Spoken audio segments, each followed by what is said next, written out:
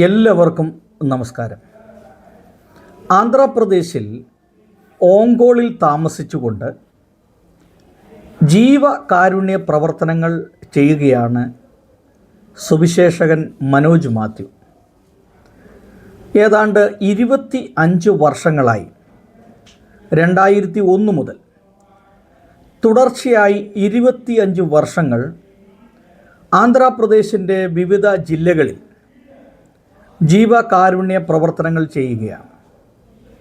പ്രത്യേകിച്ച് ഈ വിദ്യാഭ്യാസം കുറഞ്ഞ മേഖലകളിൽ അവിടെയുള്ള കുട്ടികൾക്ക് ട്യൂഷൻ കൊടുക്കുക, അവർക്ക് വസ്ത്രങ്ങൾ വാങ്ങിച്ച് കൊടുക്കുക, സ്കൂളിൽ പഠിക്കുന്ന കുട്ടികൾക്ക് ബുക്ക്, ബാഗ് ഇതുപോലെയുള്ള പഠന സാമഗ്രികൾ കൊടുക്കുക. ഇങ്ങനെയുള്ള പ്രവൃത്തികളിലാണ് സുവിശേഷകൻ മനോജ് മാത്യു ശ്രദ്ധ കേന്ദ്രീകരിക്കുന്നത്. ഇപ്പോൾ ഓങ്കോളിലെ പ്രശസ്തമായ ഒരു ഹോസ്പിറ്റലാണ് RIMS hospital, Rajiv Gandhi Institute of Medical Science. ഇവിടെ ഈ ആശുപത്രി പരിസരത്ത് രോഗികളായി, അനാഥരായി ഒരുപാട് ആളുകളുണ്ട്. ഇവർക്ക് ഒരു ദിവസത്തിൽ ഒരു നേരമെങ്കിലും ഭക്ഷണം കൊടുക്കണം എന്ന ആഗ്രഹത്തോടു കൂടി താൻ അവിടെ പ്രവർത്തിക്കുകയാണ്. ഞാൻ ഈ ആന്ധ്രാപ്രദേശിൽ പോയി 3 ആഴ്ചയോളം അവിടെ താമസിച്ച് ഈ സുവിശേഷകൻ മനോജ് മാത്യുവിൻ്റെ പ്രവർത്തനങ്ങളെക്കുറിച്ച് മനസ്സിലാക്കാൻ എനിക്ക് ഇടയായി തീർന്നു. ഇപ്പോൾ താൻ ശ്രദ്ധ കേന്ദ്രീകരിച്ചിരിക്കുന്നത് ഈ റിംസ് ഹോസ്പിറ്റലുമായി ബന്ധപ്പെട്ട് അവിടെയുള്ള രോഗികൾക്ക് ഭക്ഷണം കൊടുക്കുക എന്നുള്ളതാണ്. ഞാൻ ആന്ധ്രാപ്രദേശിലുള്ളപ്പോൾ ഒരു സംഭവം അവിടെ ഉണ്ടായി. ഒരു രോഗി മരിച്ചു. ആ രോഗിയെ അടക്കാനായിട്ട് സ്ഥലമില്ല. അതുമായി ബന്ധപ്പെട്ട് ആശുപത്രി അധികൃതർക്ക് 10,000 രൂപ കൊടുക്കേണ്ടതായിട്ടുണ്ടായിരുന്നു. അദ്ദേഹത്തെ ഹോസ്പിറ്റലിൽ നിന്ന് അദ്ദേഹത്തിൻ്റെ ബോഡി കിട്ടണമെങ്കിൽ 10,000 രൂപ അവിടെ ചികിത്സാ ചെലവ് അടയ്ക്കണം. അതുപോലും കൊടുക്കാൻ നിവൃത്തിയില്ലാത്ത ഒരു സാഹചര്യം ഉണ്ടായി. എന്നാൽ ഒരു ഹിന്ദു സംഘടന, ഇദ്ദേഹം ഒരു ക്രിസ്തീയ വിശ്വാസി ആയിരുന്നുവെങ്കിലും ക്രിസ്തീയ സംഘടനകളൊന്നും ഏറ്റെടുക്കാൻ തയ്യാറായില്ല. എന്നാൽ ഒരു ഹിന്ദു സംഘടന അദ്ദേഹത്തിൻ്റെ ഭൗതിക ശരീരം ഏറ്റെടുക്കുകയും അടക്കാനായിട്ട് കൊണ്ടുപോവുകയും ചെയ്തു. വളരെ അധികം ദുഃഖമുണ്ടാക്കിയ ഒരു സംഭവമാണ്. ഒരു ക്രിസ്തീയ വിശ്വാസിയായ ഒരാൾക്ക് അദ്ദേഹത്തിൻ്റെ അന്ത്യസംസ്കാരവുമായി ബന്ധപ്പെട്ട് ക്രിസ്ത്യൻ സംഘടനകൾ പോലും മുമ്പോട്ട് വന്നില്ല എന്നുള്ളത് വളരെ ദയനീയമായ കാര്യമാണ്. അപ്പോൾ ഇങ്ങനെയുള്ള ഒരു സ്ഥലത്ത് സുവിശേഷകൻ മനോജ് മാത്യു നിന്നുകൊണ്ട് ജീവകാരുണ്യ പ്രവർത്തനങ്ങൾ ചെയ്യുകയാണ്. വികലാംഗരായിട്ടുള്ള ആളുകൾ, കാല് മുറിച്ച് കളയപ്പെട്ട ആളുകൾ, രോഗികളായിട്ടുള്ളവർ, ഇങ്ങനെ ഒരു നേരത്തെ ഭക്ഷണം പോലും കഴിക്കാൻ നിവൃത്തിയില്ലാതെ അനാഥരായിട്ടുള്ള നിരവധി ആളുകളെ കാണാനായിട്ട് സാധിച്ചു. എന്നാൽ ഇവർക്ക് ഒരു ദിവസത്തിൽ ഒരു നേരമെങ്കിലും ഭക്ഷണം കൊടുക്കണം എന്നുള്ളൊരു ചിന്തയാണ് പാസ്റ്റർ മനോജ് മാത്യു മുമ്പോട്ട് വെക്കുന്നത്. പൊതുവെ ഇങ്ങനെയുള്ള സുവിശേഷകന്മാരെ ഒന്നും പിന്തുണയ്ക്കാനോ അവരെ സപ്പോർട്ട് ചെയ്യാനോ സംഘടനകളൊന്നും തന്നെയില്ല. അതെന്തുകൊണ്ടാണെന്ന് ചോദിച്ചാൽ ഇതുപോലുള്ള റിപ്പോർട്ടുകൾ പുറത്തു വരുന്നില്ല എന്നുള്ളത് കൊണ്ടാണ്. ഇന്ത്യയിലുള്ള പല സുവിശേഷ പ്രവർത്തകരും തങ്ങളുടെ മാസികകളിലൂടെയും പ്രഭാഷണങ്ങളിലൂടെയൊക്കെ അവർ പണം ആവശ്യപ്പെടാറുണ്ട്. പക്ഷേ ഈ മനോജ് മാത്യു അങ്ങനെ ആവശ്യപ്പെടാറില്ല. അതുകൊണ്ട് തന്നെ ഇത്തരത്തിലുള്ള സുവിശേഷകർ പലപ്പോഴും ശ്രദ്ധിക്കപ്പെടാതെ പോവുകയാണ്.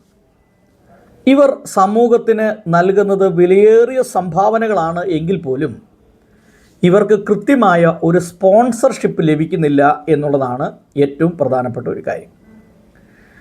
എന്നാൽ ഈ അടുത്ത നാളുകളിൽ ജോർജ് ജോൺ, അമേരിക്കയിൽ ജോലി ചെയ്തുകൊണ്ടിരിക്കുന്ന ജോർജ് ജോൺ എന്ന ഒരു സാറ്, അദ്ദേഹത്തിൻ്റെ ഒരു പ്രൊജക്റ്റ്, ആശ എന്ന ഒരു പ്രൊജക്റ്റ് അവിടെ ആരംഭിക്കുകയും അതിലൂടെ ചില ആളുകൾക്ക് ഭക്ഷണം കൊടുക്കാനായിട്ടുള്ള ക്രമീകരണങ്ങൾ ചെയ്തുകൊണ്ടിരിക്കുകയാണ്. അതിന് ഒരു പേരിട്ടിട്ടുണ്ട്, ആശ കിച്ചൻ എന്ന പേരിട്ടുകൊണ്ട് ഒരു ദിവസം 50 പേർക്കെങ്കിലും ഭക്ഷണം കൊടുക്കണം എന്ന ലക്ഷ്യത്തോടു കൂടി അവിടെ ഒരു റൂം വാടകയ്ക്ക് എടുത്തു. ഏതാണ്ട് 3500 രൂപയാണ് ആ റൂമിൻ്റെ വാടക. 2 പേരെ ഭക്ഷണം ഉണ്ടാക്കാനായിട്ട് അറേഞ്ച്മെൻറ്റ് ചെയ്തു. പാത്രങ്ങളും സാധനങ്ങളൊക്കെ വാങ്ങിച്ചു. തുടർന്ന് ഈ റിംസ് ഹോസ്പിറ്റലുമായി ബന്ധപ്പെട്ട് അവിടെ ഉള്ള രോഗികൾക്കും അനാഥർക്കും വിധവമാർക്കും ഇങ്ങനെയുള്ള മാനസിക സമനില തെറ്റിയ ആളുകൾക്കൊക്കെ ഒരു നേരത്തെ ആഹാരം കൊടുക്കണം എന്ന ലക്ഷ്യത്തോടു കൂടിയാണ് ഇപ്പോൾ ഈ പ്രൊജക്റ്റ് പ്രവർത്തിക്കുന്നത്. ഇപ്പോൾ ഞാൻ നിങ്ങളോട് പറയാൻ ആഗ്രഹിക്കുന്ന കാര്യങ്ങൾ, ഒരു മനുഷ്യൻ്റെ ജീവിതത്തിൽ ഏറ്റവും ആവശ്യം ഭക്ഷണമാണ്. ഒരു ചാൺ വയറിന് വേണ്ടിയാണ് പലരും ജോലി ചെയ്യുന്നത്. അതുകൊണ്ട് നമ്മളൊക്കെ സമൃദ്ധിയായി ജീവിക്കുമ്പോൾ ഇങ്ങനെയുള്ള ഒരാളുകളൊക്കെ വേണ്ടി എന്തെങ്കിലും ഒന്ന് ചെയ്യാൻ, ഇപ്പോൾ നിങ്ങളുടെ കുട്ടികളുടെ വിവാഹമായിരിക്കാം, വിവാഹ വാർഷികമായിരിക്കാം, ജന്മദിനമായിരിക്കാം. ഇപ്പോൾ കോടിക്കണക്കിന് രൂപ ഈ കൺവെൻഷനും കൂട്ടായ്മകൾക്കും വേണ്ടി ചെലവഴിക്കുമ്പോൾ, അല്ലെങ്കിൽ വിവാഹത്തിന് വേണ്ടി ചെലവഴിക്കുമ്പോൾ, ഈ ഓഡിറ്റോറിയം അലങ്കരിക്കാൻ വേണ്ടി ഉപയോഗിക്കുമ്പോൾ, നിങ്ങൾ അതിൽ നിന്ന് ഒരു ചെറിയ തുക മാറ്റിവെച്ച് ഒരു നേരത്തെ ഭക്ഷണത്തിന് ഒരാൾക്ക് ഒരു 50 രൂപ ടാർഗറ്റ് ഇട്ടാൽ പോലും, ഒരു നേരത്തെ ഭക്ഷണത്തിന് 50 രൂപ ഒരാൾക്ക്, 100 പേർക്ക് ഭക്ഷണം കൊടുക്കാൻ 5000 രൂപയാണ് ചിലവാകുന്നത്. അപ്പോൾ ഒരു ദിവസം ഒരു 5000 രൂപ വെച്ച് അവിടെ ലഭിക്കുകയാണെങ്കിൽ 100 പേർക്ക് ഭക്ഷണം കൊടുക്കാനായിട്ട് സാധിക്കും. അപ്പോൾ എന്നെ കേൾക്കുന്നവരോട് എനിക്ക് പറയാനുള്ളത്, നിങ്ങളുടെ മക്കളുടെ വിവാഹത്തിന് അല്ലെങ്കിൽ വിവാഹ വാർഷികത്തിന്, ജന്മദിനവുമായി ബന്ധപ്പെട്ട്, അല്ലെങ്കിൽ എന്തെങ്കിലും സ്പെഷ്യൽ ഡേ ആയിട്ട് ബന്ധപ്പെട്ട് നിങ്ങൾക്ക് ഇവരെ സമീപിക്കാവുന്നതാണ്. ഇതൊക്കെ നമ്മുടെ അവകാശമാണ്. നമ്മുടെ ചുറ്റുവട്ടത്തുള്ള ആളുകൾ പട്ടിണി കൂടാതെ ജീവിക്കണം.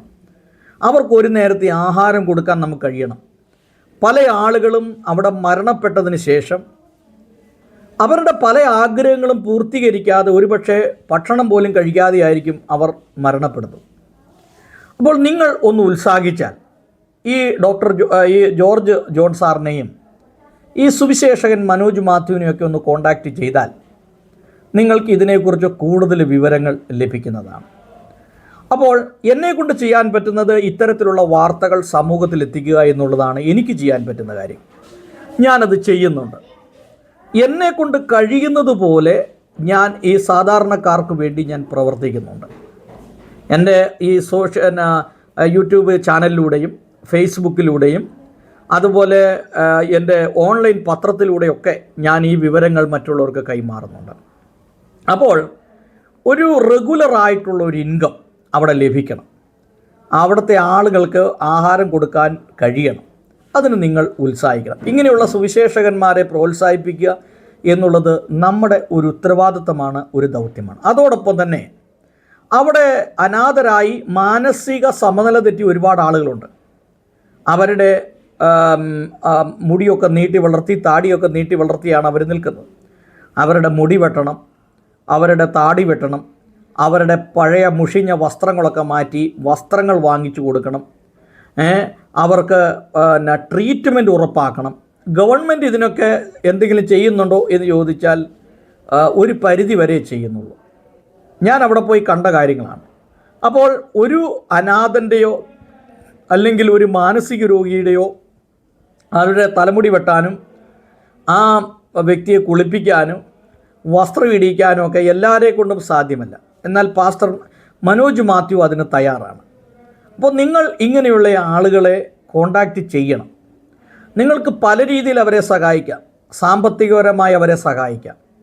അല്ല എങ്കിൽ നിങ്ങൾക്ക് നിങ്ങളുടെ ബർത്ത്ഡേക്കോ അല്ലെങ്കിൽ മക്കളുടെ വിവാഹവുമായി ബന്ധപ്പെട്ടോ നിങ്ങൾക്ക് 100 പേർക്ക് ഭക്ഷണം കൊടുക്കാനുള്ള ക്രമീകരണം ചെയ്യാം. ഇല്ല എങ്കിൽ ഇങ്ങനെയുള്ള ആളുകളെ നിങ്ങളുടെ ചർച്ചുകളിലേക്ക് വിളിച്ച് അവിടെയുള്ള അവർക്ക് ഒരു 10 മിനിറ്റ് സമയം കൊടുക്കാം.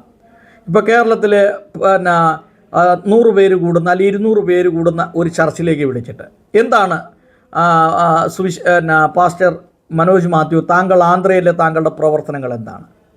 അപ്പോൾ അങ്ങനെ ഒരു ചർച്ചിൽ 100 പേരടങ്ങുന്ന ഒരു ചർച്ചിലേക്ക് വിളിച്ച് അദ്ദേഹത്തിന് ഒരു 10 മിനിറ്റ് സമയം കൊടുത്താൽ തൻ്റെ സാഹചര്യങ്ങളെക്കുറിച്ച് അദ്ദേഹം വിവരിക്കുകയും ആ ചർച്ചിലുള്ള ആളുകൾക്ക് തോന്നുകയാണ് ഒന്ന് സപ്പോർട്ട് ചെയ്യാം എന്ന് തോന്നിയാൽ അവരതിന് മുമ്പോട്ട് വരും.